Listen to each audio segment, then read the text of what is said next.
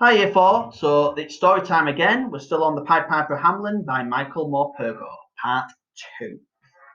Emma became such a true and faithful friend to me in those hard times. Now that the plague of rats was eating all the town's scraps, there was little left for any of us. Only the best scavengers were eating at all. To be a good scavenger, you had to be quick on your feet. Well, and I wasn't. Emma helped me all she could, sharing whatever food she found with me. She stuck by me, she looked after me. We broke into houses together and hid down cellars or up in attics until we were discovered, as sooner or later as we always were. Then the people would drive us out with their cruel whips and snarling dogs. The time came when there was no hiding place left, and the two of us found ourselves with nowhere to shelter, almost always on the run. We were nearly starving and frozen half to death. To begin with, while the rats swarmed over the rubbish tips on the other side of the river, the Mary's Corporation saw them as an opportunity for a bit of fun. They made a great sport of it, sending out hunting parties on horseback, seeing how many of their rats the dogs could kill in a day, and which of them could kill the biggest rat.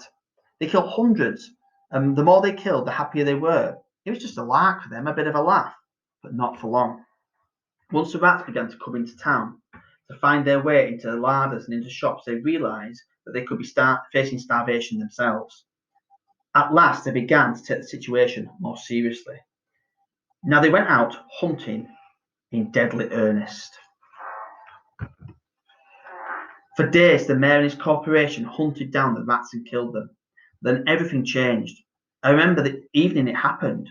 We were watching from the riverbank when we saw the mayor's hunting party come galloping back over the bridge into the town. Then we saw the rats coming, after them, swarming across the bridge in their thousands. The horses had their ears back. They were running for their lives. The dogs in amongst them, baying in terror. I saw the look of panic and horror on the mayor's face as he came riding by us. All over town, the rats poured in through the streets. People were barricading themselves in the houses, in the market square, the vegetable and fruit stalls, and the cheese and sausage stalls. So the pictures there, my apologies. You get the general gist of what's going on. They were stripped bare. In through the drains they came, in under the eaves, in through even the smallest of holes. In they came. It was an invasion, and within a few days it had become an occupation. Everywhere you looked, there were rats in the streets, sitting watching you from window ledges and from the branches of trees. There wasn't a cat or a dog to be seen in the streets. The rats were everywhere.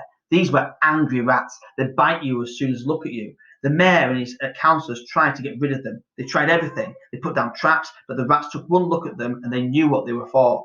These rats, they were clever. They were super rats.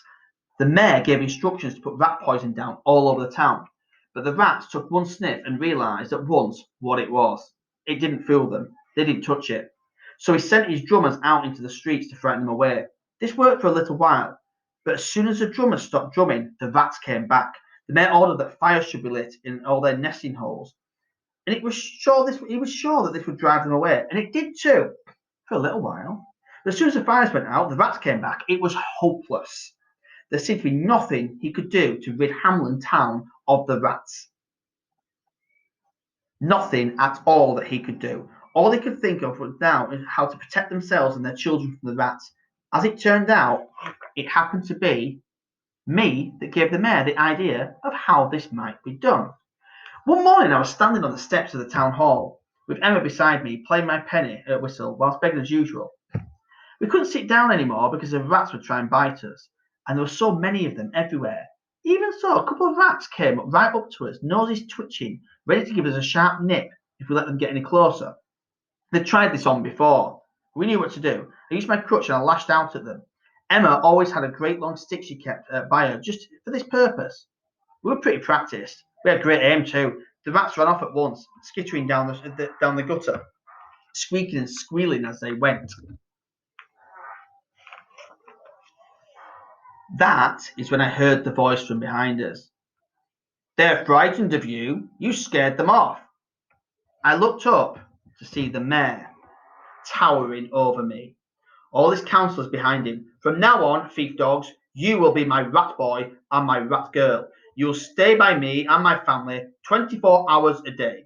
You will keep these monster rats out of my house. You will drive off any rat that comes near us. You understand?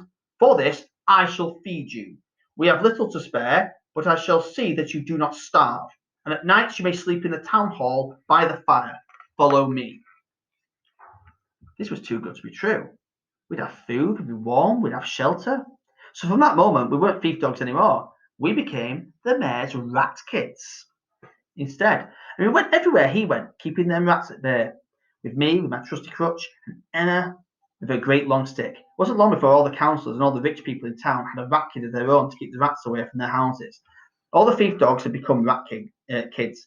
The rich people couldn't do without us. They fed us, they housed us. Well, they had to, didn't they? But they still treated us like dirt, shouting at us and hitting at us whenever they felt like it, whenever they thought a rat had come too close to them for comfort. But at least we weren't cold anymore, and we weren't starving, at least not for the moment anyway, and that was something. To be honest, that was a lot. We rat kids did our best, but try as we might, we couldn't keep the rats from invading rich folks' homes. There were just too many of them. Sooner or later, they always got in somehow. They bit babies in their cradles, they made their nests in feather pillows, chewed their way into larders and corn bins. Day and night we kept after them, chasing them out and whacking them whenever we could. Day and night they came back, and of course, we rat kids always got the blame, which meant, like it or not, we'd get a good whipping.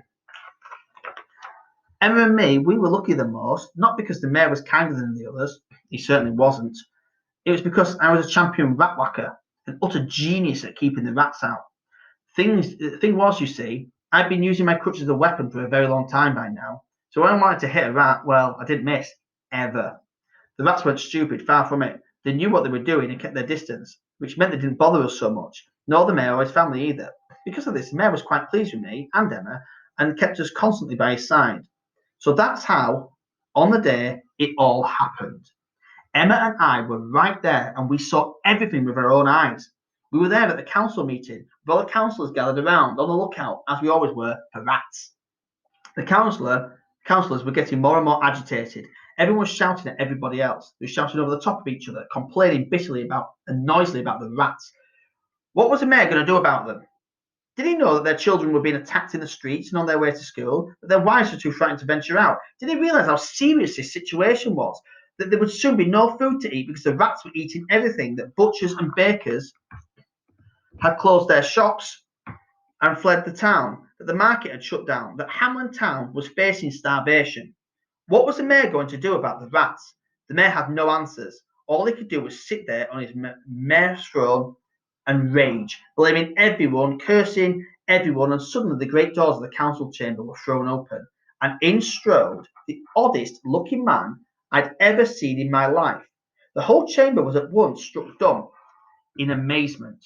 None of us could take our eyes off him. The man was long and lanky, with a sharp pointed nose and darting twinkling eyes that flickered around the chamber. He was so light and nimble on his feet that it seemed as if he was walking on air, and his clothes, you should have seen his clothes. He was dressed in a costume of brightly coloured checks and patterns, with a hat on his head that had an enormous brim shading his eyes. He looked like some sort of court jester, or a travelling player maybe. All I knew that whatever he was wonderfully weird. See you tomorrow. Bye bye.